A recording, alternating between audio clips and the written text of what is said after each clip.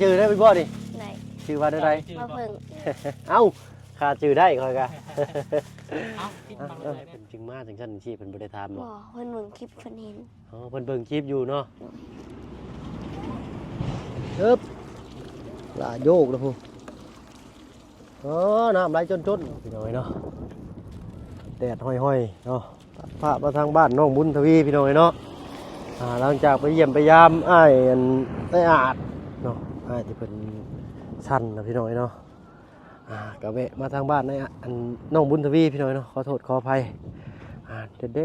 แดดมื้อนี้แดดคือเก่าพี่น้อยเนาะฮ้อนน้องลุงเพิ่นอยู่จังไดเด้พี่น้อยเนาะติดตามมาชมภาพบรรยากาศทางบ้านน้องบุญทวีมามื้อนี้อีก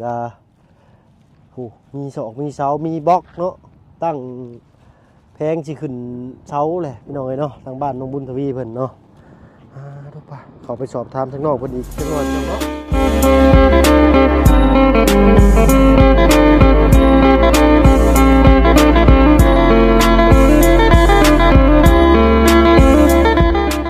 ดื่มในกราบถักทายสบายดีพ่อพี่น้องเบิดสุผู้สุคนเนาะมื้อนี้ก็พบพ่อกับบ่าวเพิ่งเคยลายคือเก่าพี่น้อยเนาะแดดแห้งขนาดมื้อนี้เนาะโอ้โหเอ้าลบฝนลบเงาก่อนจักหน่อยนึงได้ยินเสียงอยู่ในเฮือนพี่น้อยเนาะไปติดตามรับชมทางบ้านน้องบุญทวีเพิ่นบุหลามาแล้วใส่เสื้อแดงอีกมื้อนี้เนาะสายฟ้าใส่เสื้อแดงเนาะน้องบุญทวีเจ้าสบายดีบักล่ะสบายดีโอ้กินข้าวกินน้ำหรือเปล่าล่ะยังบ่ทันกินอยู่โอ้มียังกินมื้อนี้ปิ้งไก่สมุนซื้อมาให้ปิ้งไก่โอ้อันระบาวขอติดไม้ในบักล่ะอึ๊บเน็บสิเน็บว่ะถ้าบ่เพิ่งมาก่อนถ้าบ่เพิ่งกินน้ำบ่าวเพิ่งยังบ่ทันได้กินข้าวซ้ำบาดนี้เนาะมาแฟนมานั่งอยู่พี่ก่อนอ๋อดอกพี่น้อย ทั้งแดดนั่งอยู่นี่ก็ได้เนาะอยู่2คนบ่กล่ะมื้อนี้ทางประตูไปใส่เอาไปขายกับไผฮะไปขายกับไผไปขายกับไผกับไผเนี่ยได้ไฟแช็กนี่บ่ด้วยไฟขีดเนี่ยด้วยอ๋อเนาะขายกับไฟบาทนี่อาชีพนี่ก็มีพี่น้อยเนาะฮ้อนอย่ามาใกล้บักล่ะอย่ามาใกล้อย่ามาใกล้กับอ้ายเจ้านี่เนาะไผสิหลอกกว่ากันเบิ่งดูห่ะไผหลอกกว่ากันเจ้าอ่ะเด้อไผหลอกกว่ากันโดยเจ้าสบายดีเนาะโดยสบายดีแล้วเคยเห็นอยู่บ่ผู้นี่เคยเห็นอยู่เพิ่นชื่อยังสบายดีเนาะทางมาบุญชาละวันเพิ่นพี่น้อยเนาะบุญสารวัตรมายัดขึ้นมาบ่บุญมาอยู่เอาคนละก่อนน่ะชื่อได้บ่ดิได้ชื่อว่าได้มาเพิ่งเอ้า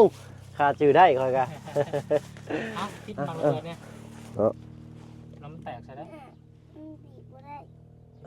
ปึ๊บมื้อนี้มีไผเนี่ยเขามาหามื้อนี้บ่อันน่ะซาบุญเลยกะปะจิตเขาบ่คำเขาบ่จันแล้วก็เจ้า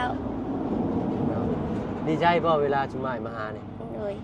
ดีใจอยู่เนาะเลยมันม่วนปกติอันบักหลาไปเล่นใช่จ้ะดูพายุมันบ่ได้ตีกันบ่สองไอ้น้องนี่สิเจ้าอย่าไปตีกันเด้อลิ้นไผลิ้นมันอย่าไปตีกันเด้ออย่าไปหยอกกันแฮงเด้อลิ้นอยู่ต่างผู้ลิ้นกับหมู่น้ำว้าวไผซื้อส่งให้ก็ได้แท้ลองยืนขึ้นบ้างฮะลองยืนขึ้นด้วยลื่นขึ้นบ้างฮะน้องสายฟ้าใส่กางเกงเท่เลยนี่สายฟ้าแลบบ่ได้เท่ธรรมดาได้นี่เนาะกินข้าวกินน้ำแล้วป่ะยังได้ยังกินมื้อนี้ได้ยังกินมื้อนี้บ่สบุญซื้อปิ้งไก่มาฝากโอ้ปิ้งไก่เชโน่ปิ้งไก่เชโน่บ่เพิ่นบ่แม่นเดี๋ยวเนาะนี่แหละชาวไอ้น้องเพิ่นก็จะอยู่กุ๊กๆมุๆแบบนี้พี่น้องเนาะเดินละมือก็บ่ได้พากันไปไสลิ้นตลอดแหละแถวนี้อย่าพากันไปลิ้นน้ำลิ้นในเด้อบ่มีแม่น้ำใหญ่ๆบ่มีบ่แถวนี้มีอย่าไปลิ้นเด้อย่านนะเนาะตกน้ำตกในมาเพิ่นผู้รักผู้ใหญ่บ่เห็นนี่เรียบร้อยโลดเนาะอยู่หม่องโคงนี่สงสัยไปลิ้นแล้วซะอันนี้จังฮู้เนาะลอยน้ำเป็นอยู่บ่เป็นอยู่โอ้ยเป็นแก่บาดยามฮ้อนยามมันมือมันเนาะมันฮ้อนมันแดดด้วยตะขอกตะคิวมานี่อันตรายเด้ เด้ออย่าไปลิ้นเด้อ เอาบ่ไปเลยเอาบ่ไปใส่เดียวนี่ ดีแหละเนาะบ่ได้ไปใช้นี่เบิ่งเพิ่นผู้รักผู้ใหญ่เพิ่นเลี้ยวเห็นเจ้าน่ะเพิ่นชื่อเช้าชื่อหยังมาให้เลยอยู่เอาเผาเอาได้ เมื่อไรจะตั้งเฮือน วันที่29วันที่29 เดือนนี้บ่ โดยวันเสาร์ วันเสาร์เนาะบอกชาวบ้านชาวเมืองเพิ่นหรือบ่ เขาบ่มาสร้างกับบริออกเงินกันสิยกเสา ที่29มื้อ26เนาะ 7 อีก ถ้า สามมื้อ 8 เสา 9 เจ็ดโดย ชา6เด้มื้อนี้ เสาหก แม่น เจ็ดสิบเอ็ดสิบเก้าแม่ ชามมื้อ 3มื้อยังเสาเฮือนนะมื้อนั้นคือเห็นนางห้องมาห้องเพลงอยู่เฮือนเจ้าบ่โอ้เพิ่นมาแต่ไส บัตรบุค เพิ่นเป็นนักห้องบ่ ำเราหูคือกัน เพิ่นมากับไผซะ จักมากับไป เพิ่นมาหาเจ้าบ่ 45,000นี่บ่มาลินซื้อเอามาเวลินนำซื้อเคยหูกับปะเถา ครับ นึ่งข้าวนึ่งน้ำอยู่บ่มื้อนี้ นึก ใครเป็นคนหนึ่งข้าว มีอะไร ใครเป็นคนล้างถ้วย โอ้ เนาะยังดีฮู้จักแบ่งหน้าที่กันช่วยกันเด้อผู้สองคนได้บาทนี่เนาะ ใครจะเป็นผู้กิน ให้ยืนกันกินนี่ กินเวท ใครเป็นคนกินหลายบัดนี่ก็นัวหัวเหมือนกับน้องกันพี่น้อยเนาะเห็นน้องมันมีรอยยิ้มเฮาก็ดีใจพี่น้อยเนาะอยู่กันสองคนไอ้น้องเมื่อก่อนทางบ่พึ่งก็เคยอยู่กับแม่ตู้ได้เนาะแล้วก็น้องชายเนาะเมื่อก่อนนี่ก็เข้าใจความรู้สึกอยู่พี่น้อยแต่เมื่อก่อนยังมีแม่ตู้เพิ่นคอยเบิ่งคอยแยงเนาะอันนี้แบบเพิ่นอยู่กับน้องสองคนนี่ติเนาะก็สิแบบจักแนวใดความรู้สึกเนาะ ทั้งประตู เขาก็บอกบ่ถึง เราเอาออกมาว่าสิออกมาปล่อยงัวเขาก็เลยปล่อยก่อนแล้วก็เลยออกมาแล้วก็กลับ เนาะมื้อนี้ยังอยู่ทั้งบ้านน้องบุญทวีกับน้องสายฟ้าพี่น้องเนาะมาเยี่ยมมายามน้องเพิ่นหลังจากทางเฮาก็โอ้มีเวียกมีงานทางเซโปนเลยก็เลยบ่ได้ค่อยมาแวะทางชุนเจ้าน้องหลายเนาะก็กินฮอดกินเทิงกันอยู่แต่ว่าเนาะ มือบุญแต่มือบุญอยู่ใช่ปะ มือบุญในวัดนี่บ่ โดย พาไปป่าปักพุ่งมื้อนั้น จ เนาะ นบริมาเลยว่า น้องสายฟ้าตาเรางามเด้พี่น้องเนาะใช้น้องบุญทวีตาจะได้คือกันแต่ว่าตาผู้น้องนี่สิคมกว่าพี่น้อยเนาะดวงตาทางในน่ะ แซ่ปลาแลบ เอามือลง กินข้าวกินน้ำก็ยามเช้าก็นึ่งข้าวแต่เช้าบ่น้องล่ะ โดย ยามมื้อเที่ยงนี่ก็กินข้าวทีหนึ่งยามมื้อเช้าเนาะ โดย ยามมื้อแลงได้ซะคันบ่เบิดก็บ่ได้มาบ่เข้าก ระอุ่น อุ่นเนาะเนาะทางพ่อตู้จะได้ซะเพิ่นออกมานำมาออกมาหาตลอดอยู่บ่ คันมือเราบ่มีเวียกเราก็ออกมา มื้อสองมื้อเพิ่นมาเทื่อนึงบ่ ตอน หรือว่าบามื้อ แต่ผลคุดเซาก็มาถมดินเราออกมาคู่มือเลย อืมตอนพวกอ้ายบ่มาได้ซะเพิ่นก็ออกมาหาตลอดอยู่บ่ เลยออกคู่มือเลย เนาะเพิ่นก็คือสิไว้วางใจทางทีมงานเฮาเลยเนาะแต่ว่าก็จับเปลี่ยนกันเข้ามาหาบ่อยๆอยู่ มันนี่ผัดมีเซาแล้วก็มีบล็อกแล้วก็มีปูนที่อันนี้ก็บริมือเลย ทางพ่อตู้เพิ่นบ่ได้เมื่อ บ่ เพิ่นนอนอยู่นี่บ่ บ่ละมือเฮาบริมือ อ๋อ เฮาอยู่เพื่อน เป็นได้อันข่าวทางแม่เจ้าเพิ่นโทรมาลิ้นมาแอวนำอยู่บ่ โทรอยู่ โทรคู่มือบ่ บ่ เจ้าโทรไปหรือว่าเพิ่นโทรมา โทรมามือสองมือโทรมา เพิ่นว่าได้อยู่ดีมีแฮงบ่ ด้วย เนาะเพิ่นพ่อแม่เจ้าก็แปลกใจอยู่บ่พุ่นล่ะว่าซุมอ้ายเข้ามาจังซี่ บ่ เพิ่นบ่ได้ถามบ่ว่าเป็นได้เพิ่นจึงมาจังซั่นจังซี่เพิ่นบ่ได้ถามบ่ บ่เพิ่นเบิ่งคลิปเพิ่นเห็น อ๋อเพิ่นเบิ่งคลิปอยู่เนาะ ด้วย จับอยู่เนาะ เนาะก็ดีใจนำแบบว่าทั้งแม่ก็ยังได้เห็นในสายตานะเนาะคือรุ่นตะกี้นี่ห้วยโทรศัพท์อันโนเกียบักดึกใส่หัวมากับมานอกหาบ่ได้เห็นหน้าเด้ทางบ่พึ่งนะกะเอ้ยเนาะได้ยินแต่เสียงตะกี้เนาะแต่ผู้ตั้งแต่น้ำยังบ่ทันท่วมกรุงเทพปี54 52พุ่นแหล้วพอไปกรุงเทพนะอยู่กับแม่ใหญ่เด้กับน้อง ผักแดงสาปา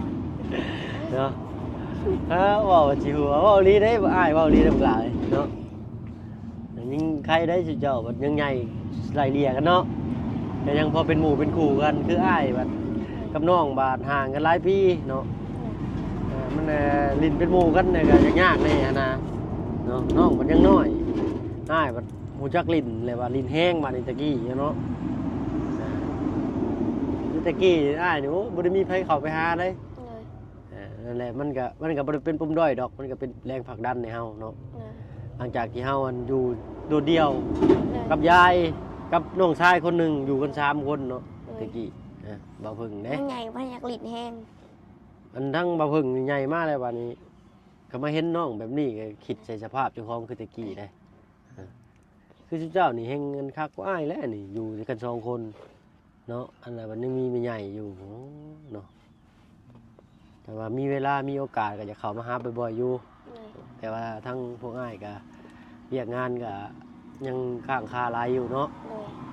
และก็ยังมีผู้มีคนเข้ามาลิ้นมาเอ็นนำตลอดอยู่ก็คือสิบ่เหงาดอกเนาะต่อไปยังอีกเนาะเลย ใครเป็นคนจักเนี่ย แม่เขาจักเวียดเอาต่อวัดก้าเนาะเลย ถ้วยบวงช่วงซ้ำแล้วก็เป็นระเบียบเรียบร้อยอยู่พี่น้องเนาะถือว่าโอเคอยู่เนาะ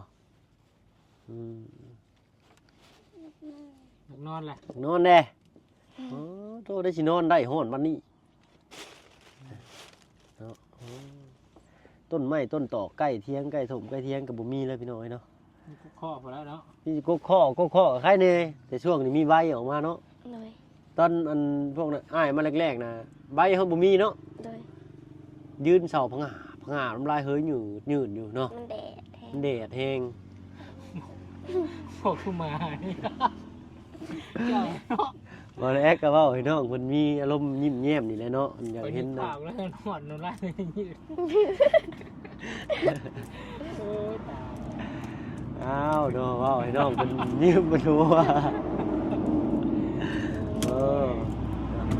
ก็เว้าดูความม่วนพี่น้องเนาะเห็นน้องๆเพิ่นมีรอยยิ้มทางเฮาก็สุ่มใจเนาะบ่ที่ยังมันเข้ามาบ่ยังแล้วมันมาหาได้เพิ่นสิขึ้นเซโปนบ่รีเพิ่นสิขึ้นเซโปนมื้อนี้เนาะเลย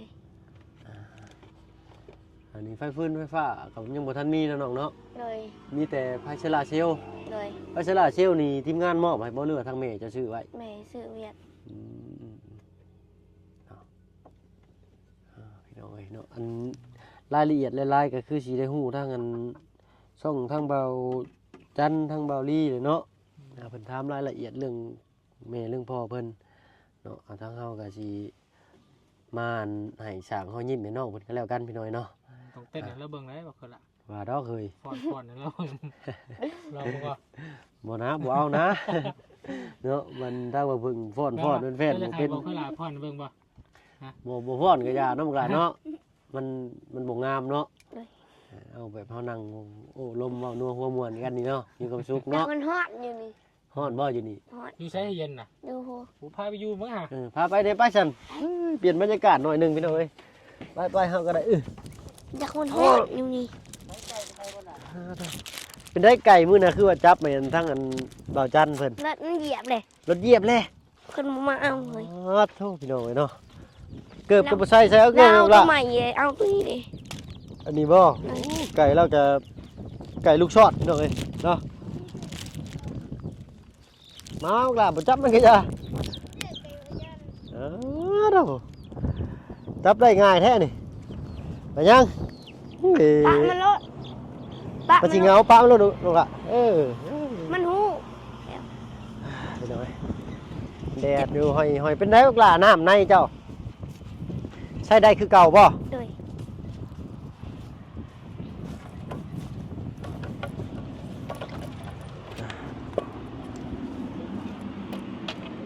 น้ำเพิ่นเนี่ยพี่น้อยเนาะยัดงัวเข่าก็เลยอ้อมหัวไว้จบเจือ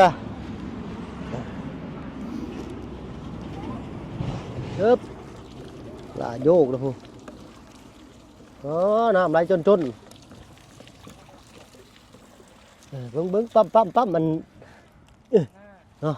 มันบ่าสิล้างมือในจักบาทฮ้อนแห้ง โอ้น้ำใสดีเนาะเฮ้ปลาพ่อเปลืองน้ำโอ้มันมีกลิ่นคือไข่นี่เนาะ เลย เขาเอิ้นไข่ หักไม้ หักไม้หอมดีเนาะ หักไม้ยังพืช หักไม้อยู่ทั้งพืชมันก็เลยมีกลิ่นเนาะแต่มันก็ไม่ได้มีกลิ่นเน่าเลยพี่น้องกลิ่นแบบกลิ่นนี่คือไข่ห้วนนะเนาะอันนี้ได้สักหลาน้ำกินเอามาเป็นตุกบ่หรือว่าน้ำกอกเอาเนี่ย น้ำดื่มน้ำดื่ม อ๋อน้ำดื่มเอาเห็นกลายเนี่ยมันใกล้ๆอ้ายจ้ะพี่อ้ายจะไปนั่งพูดก็ได้ ส่งให้บ่ เลย เอ้ยน้องสายฟ้านี่พ่อมาถามหาแต่เบาเพิ่งมันเบาเพิ่งมาหาบัดนั่งเคินอยู่เฮ้ยว่าน้ำบ่าวนี่มะยิ้มเปื่อยเนาะเคินอ้ายปันผู้บ่าวกับผู้สาวนี่ นั่งข้างๆอ้ายเจ้าน่ะบักละเราอะ พามาบ่เพิ่งสิมาน้ำบ่เพิ่ง สิเมื่อนำบ่หึสิเมื่อนำอยู่บ่เมื่อลินนำบ่ฮะโอ้หูจักบ่บ้านเราเพิ่งอยู่ใส่หูคือสิกล้าไปแท้บ่ย่านบ่ ย่านอยู่บ่เนาะเอาเมื่อปฏิให้อยากมายากอีกแล้วน้องเนาะ เพื่อนจะมาเพื่อนแบบไหนลูก เด็บนะ แบบนั้นบ่เข้าโมเดิร์นบ่ เลย โมเดิร์นอันนั้นโมเดิร์นสั้นเดียวได้ฮะเนาะทุกพี่น้อง คนตั้งเขาดิเนี่ยสันเดียวเนาะเวลา หนังกันสั้นเดียวบนนางหลินข้างหน้า มีแบบแล้ว เพิ่นมีแบบให้เจ้าเบิ่งเนาะบอกล่ะ มาเงาว่าอยู่ แปลว่าแบบเป็นเพิ่นเอาแบบให้เจ้าเบิ่งหรือบ่ ยัง ยังบ่เคยเห็นแบบเลย เลย จะมีแบบในใจหรือบ่บ่จักอยู่บ่แบบเป็นอะไรนี่ฮะบ่ฮู้ซ้ำเนาะมื้อหน้าสิเอาแบบให้เบิ่งเด้อหรือว่าทางอันเบาลี่เพิ่นบ่ได้เอาแบบเอาหยังให้เบิ่งบ่บ้านจะสิเป็นจังซี่เด้อเพิ่นบ่ได้เบิ่งเนาะ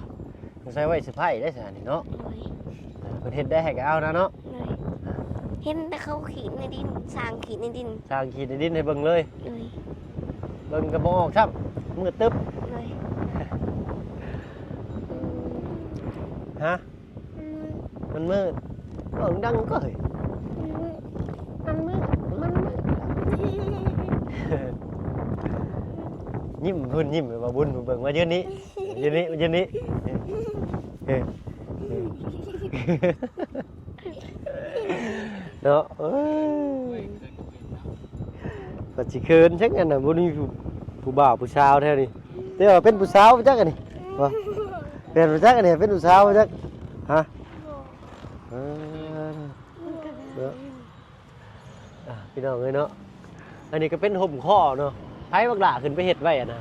เอ้า บ่ย่านตกบ่ บอกเงินไก่ต้องมากินข้าว อะไรก็ ไก่มันลงมากินข้าวตอนน่ะ ก็เลยเฮ็ดบ่อนนั่งขาไหลอยู่เทิงเลย เลย ฝากกะลิ คนมี มีคอนวีเลยพร้อมต้มเลยเป็นบ่ มันก็ถึงตอนเขายิงเขาติดตูก็ตายเลย ตายเลยโอ้โหดร้ายนี่ไหลเอากระเพาะแบบนี้เด้อ เมื่อวานนี้เท่าไรไก่วันนั้นเลยเลิกเหยียบเลย แล่นลงไปใส่รถ เลยมันหนังไปเก็บกินยังหุบเก็บมัน ได้ดิโนบัด มันเห็น กกยังบักหลานะ กุ๊กทบ กกทมบ่ เลย คือเนาะ คือบ่บุญเนาะเนาะคือกับกกข้อกกยังนี่นะ ไม่มันใหญ่เลยใบเป็นฝั่งใหญ่กว่าซื่อ น่ะเป็นกุ๊กกุ๊ก ๆพอดีแหละเจ้าหน่อยต้นน่ะใหญ่ขึ้นก็ได้ห่มเนาะพอดีไก่เข้าไก่ เตียงใส่อยู่พุ่น อืม ก็ไก่ไปเลยกับมาก โอ้เตียงอันนี้ก็เตียงที่เบาเลียมามอบให้ตอนน่ะได้นี่เนาะ เลย ได้การอยู่ อยู่พุ่นเลยก็ห้ามมาก ตอนกี้เห็นใบข้อนี่ยังบ่ทันมี เลย ก็เลยอันเตียงเอาไว้ในอันข้างบ้านพี่น้อยเนาะยามแดดส่องมาทางนี้ก็เอาเตียงไว้ข้างนี้ยามแดดส่องมาทางนี้ก็เอาเตียงย้ายไปทางนี้พี่น้องเนาะเนาะ มันนี่มือใหญ่เลย มาง่ายแล้วบัดนี้เนาะ กุ๊กนมไปขอหนึ่งกับผมอ่อนๆ กกยังซาน่ะ ใส่ อันนั้นยังงัวอยู่นะ กุ๊กว่า กกว่าบ่น่ะ เลยกุ้งมีทางไก่ กกกุ้งบ่นี่ เลย มีฮอดอันอนุสรณ์แบบว่าขึ้นไตไปเนาะ ก้นนกเข้า ก้นนกเข้าก็มี กระโตมันสมพีลูกมัน อืม ไง นกเข้าที่ห้องนั้นห้องว่าได้กับนกเข้านะ ริ้วเลย ลืมเลย อะไร มันห้องก็ได้นอนกเข้านี่นอ อุ้ย อันเห็นนั่นดอกกล้วยไม้แล้วนะฮะรู้จักอยู่บ่ดอกกล้วยไม้ เห็นอยู่มาจาก มันงามเลยคือบ่ต้องเอามาปลูกไว้ใกล้ๆกันใกล้ชาติ อุ้ยอุ้ย รถสิบล้อแก่กันพี่น้อยเนาะ เหมือนเรามันปิด มื้อนี้ก็อากาศร้อนๆทางเฮาก็คือสิได้ไปทางอื่นพี่น้อยบ้านนี้เนาะเพราะว่ามาลิ้นมาแอ่นน้ำน้องๆเพิ่นในมีรอยยิ้มแย้มแจ่มใสเลยก็ดีใจแหละพี่น้อยเนาะทางนาบ่าวก็สิพากันไปทางอื่นก่อนเด้อบัดนี้เด้อ เลย เนาะ ผมไม่แล้วพ่อ ถ้าบ่จิตมาบ่ ถ้าบ่จิตบ่ จิตอยู่ที่ นั่งถ่าอยู่นี่เลยเนาะอย่าออกไปลิ้นถนนหนทางลิ้นน้ำลิ้นในเด้อ เลย เนาะ อยู่นี่แหละ ก่อนนะเสร็จเด้อ เลย ไปเวียนทางอื่นก่อนเด้อ เลย ไปเยี่ยมลูกหลานเด้อ เลย นะเบิ้งอันผู้เละบัดใหญ่จือนะบ่าวเด้อบัดชุดเจ้าใหญ่เด้อไปเห็นน้ำถอกน้ำทางที่รถหอกรถทัวร์ก็ซอยกันได้เด้อเฮ้ย เลย สิจือกันอยู่บ่นี่เนาะ เจออยู่ เนาะยันเฮานี่แหละสิบ่จือชุดเจ้าบ่นี่ใหญ่มากนี่ทูโลๆเท่ๆบ่จักอันนี้เนาะเฮาก็บ่แล้วมีแต่ชักไม้กระเท่าสิได้บาดนี่นะจิหัวเนาะก็เพิ่งเพื่อชุดเจ้าใหญ่มาเพิ่งกระเท่าชักไม้กระเท่าไปละบาทเนาะมายืนมึงก่อนสิถ่ายรูปภาพนี่ยันว่าบัดชุดเจ้าใหญ่มาน่ะบ่าวจือบ่ได้ยืนดีๆบักละ เดี๋ยวนี้ นี่เห็นบ่เนาะโอ้ไผสิหลอกกับไผนี่บัดใหญ่มากพี่น้อยเนาะนี่อย่าลืมได้จือไว้ดีเด้อบัดนี้เด้อ เลย เนาะไปบัดหน้าบัดในตีรถหัวน้ำทางมาโอ้ยแกงหัวง่อยๆใส่บ่ได้ได้น่ะเนาะ ไปใส่บังหลาเด้อดีไม่แห้งเด้อ เลย เนาะไปดีเด้อ สบายดี โดยสบายดีเนาะ สบายดี ใหญ่มากอะบ่ให้ไปพิษบ้านพัดเมืองก็พอเนาะ เลย จะอยู่แต่ชุมเจ้านี่แหละเนาะแบบเชียงดอกๆดังๆสิก็จะไปแนมมันบักล่ะว่านสิจับ เล เนาะ ย เด้อ มาสั่น โอ้โห ระเบิด นุ่ม โน้หัวหมวนน้ำน้องๆเพิ่นพี่น้องเอ้ยมื้อนี้เนาะ เราผมเป็นสาธิตให้เล็กน้อย ไปก่อนบัดนี้เด้อเนาะเอ้ย ไปพี่น้องเลย เนาะเอ้าสิไปเวียกทางอื่นก่อนปะลุงเลยบัดอันใดอันนี้บ่ไปอันน่ะบ่าวสิพาย่างมาเบิ่งก่อนจักหน่อยพาปะลุงมาย่างเบิ่งก่อนเนาะเพิ่นก็เทปูนอยู่นี่พี่น้องเนาะโอ้ยล่มเว้ยเนาะโอ้อันนี้เป็นเทอัน เป็นเพื่อน เทกันเปื้อนบ่เทกันเปื้อนอยู่นี่นอกจากเสาเดอันนี้สอง 4 4 เนาะ4 32เสาแล้วล่ะกระปูกระบูเรือพี่น้อยเนาะบ้านน้องมัน12เสาอันนี้ตกลงไปในปูนนะ12เสาจะคิดได้รูปทรงแบบใดได้กระปูบ่ เนาะทางง่ายก็สิไปทางอื่นต่อกันเด้อพวกหลาเด้อเนาะเอ้าพอกันมื้อหน้าเนาะพวกหลาเนาะโดยไปเลยเฮากันได้พี่น้อยเนาะอันนี้ก็จะ วันที่19แล้วกับมา เบาจันเว้าบ่ เลย นั่นแหละคันทั้งอันลุงจันมาอันเบาพึ่งก็สิได้มานํอยู่พี่น้อยเนาะฟังเบิ่งอีกเทื่อนึงเนาะอันนี้ก็จะเป็นบ้านน้องเพิ่นอยู่อาศัยกัน2คนพี่น้อยเนาะเมื่อก่อนก็เอาเตียงตั้งนี่แดดมานี่ก็ยากไปพุ่นพี่น้อยเนาะบ้านนี่ก็เบิ่งนี่ก็ยังเน้นหนาอยู่แต่ว่าก็มันแบบจะคือสิอยู่บ่ได้อีกหลายปีนะพี่น้องเนาะเพราะว่าอยู่ตั้งแต่รุ่นแม่เพิ่นสร้างไว้เนาะแต่อยู่กับแม่เพิ่นสำหรับคลิปนี้ก็บ่มีหยังหลายพี่น้องเนาะมาเล่นมาแอ่นน้ำน้องบุญทวีกับน้องสายฟ้าเพิ่นซื่อๆพี่น้องเนาะมาให้กำลังใจเพิ่นให้รอยยิ้มสร้างรอยยิ้มให้เพิ่นเนาะแล้วคลิปนี้ก็ลาแล้วพี่น้องเนาะพอกันคลิปหน้าเอาเป็นว่าสบายดีพี่น้องเนาะ